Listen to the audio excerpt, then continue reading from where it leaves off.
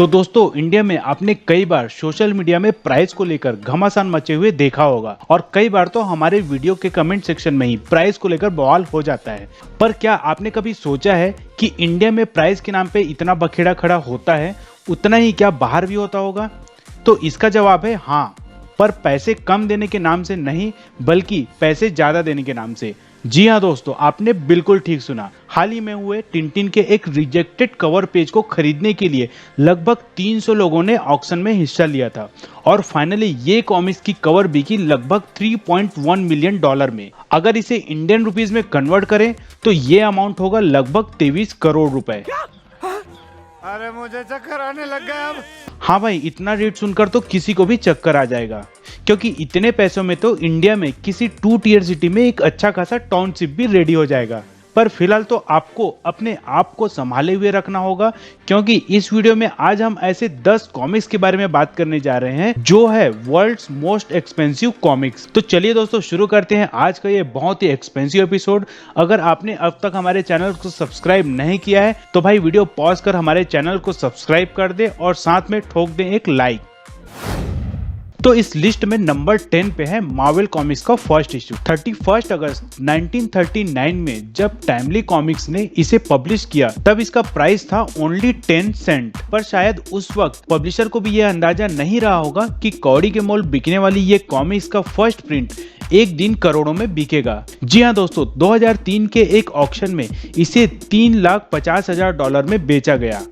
वैसे मार्वल का पहला कॉमिक्स होने के नाते इसका इतना कॉस्टली होना ऑब्वियस है, पर क्या आपको पता है दोस्तों कि मार्वल का ये पहला इशू जिस पब्लिशर ने निकाला था उसका नाम मार्वल कॉमिक्स नहीं बल्कि टाइमली कॉमिक्स था, जिसको बाद में बदलकर एटलस कॉमिक्स कर दिया गया। और फिर इसी मार्वल कॉमिक्स सीरीज की लोकप्रियता के कारण एटलस कॉमिक्स से भी नाम चेंज कर इसे केवल मार्वल कॉमिक्स कर दिया गया। वैसे भाई, इनकी ये उतार चढ़ाव वाली हिस्ट्री तो बहुत ही शानदार है, जिसके लिए ये वीडियो में जगह छोटी पड़ जाएगी।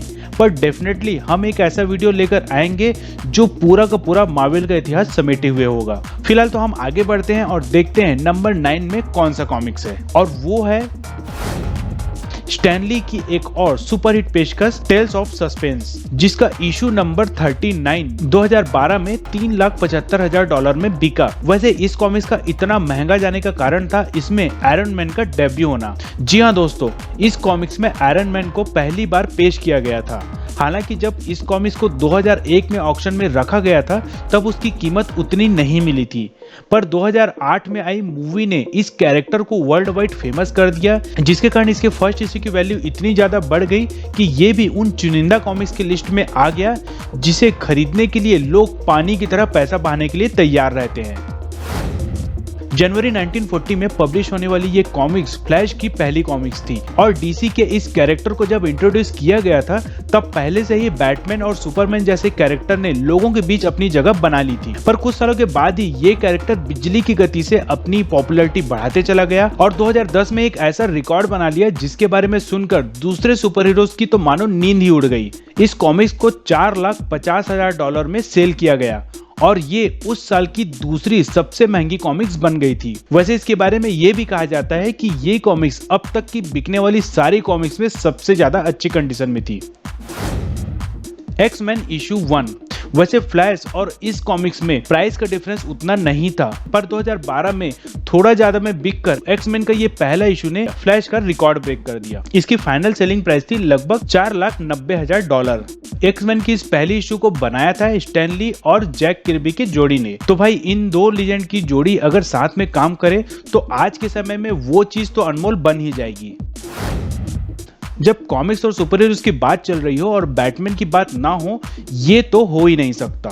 और जब दूसरे सुपर हीरोज की कॉमिक्स इतने महंगे में बिक रही हो तो बैटमैन की कॉमिक्स भला इस रेस में पीछे कैसे रह जाए। इसीलिए तो 2013 में पहली बार कोई कॉमिक्स $500,000 को क्रॉस करते हुए 2013 तक की बिकने वाली सारी कॉमिक्स का रिकॉर्ड तोड़कर दुनिया में बिकने वाली सबसे एक्सपेंसिव कॉमिक्स बन गई। $53,000 में बिकने वाली इस कॉमिक्स में जोकर और कैट वुमन की भी एंट्री थी। वैसे आप में से अगर कोई वंडर वुमेन का फैन होगा तो आपको पता चल ही गया होगा कि ये कॉमिक्स मोस्ट एक्सपेंसिव कॉमिक्स के लिस्ट में 5वें नंबर पर क्यों है।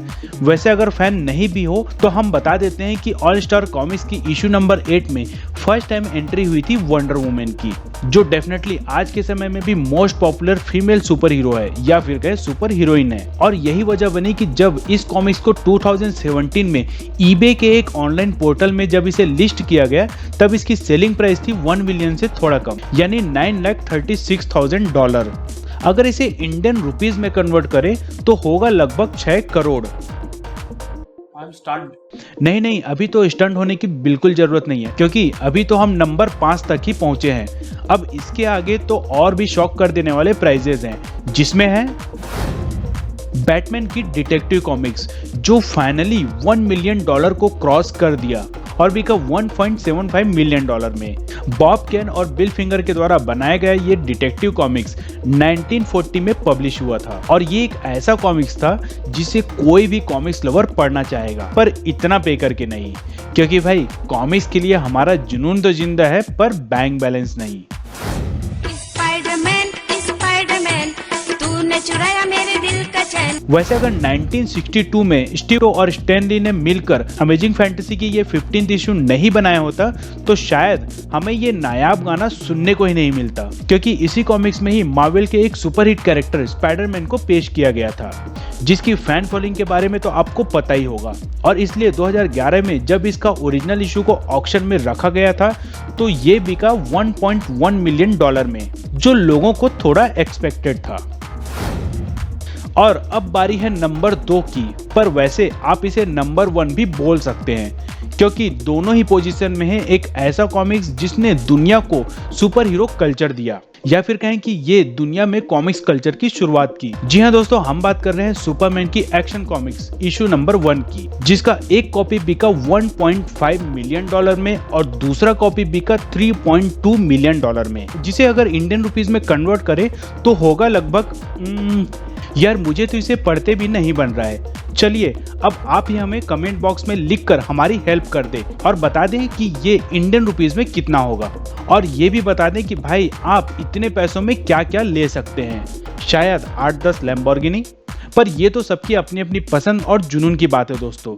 पर फिलहाल तो हमारा जुनून हमारा वीडियो यही समाप्त होता है। उम्मीद है आपको हमारा ये मोस्ट एक्सपेंसिव वीडियो पसंद आया होगा तो वीडियो को कर दे लाइक और शेयर कर दें अपने वॉल पर, जिसके लिए आपको ना बिलियन खर्चा करना पड़ेगा और ना ही मिलियन। तो मिलते हैं दोस्तों जल्द ही अगले वीडियो में ऐसे ही किसी एक्सपेंसिव टॉपिक के साथ। तब तक के लिए टाटा बाय बाय।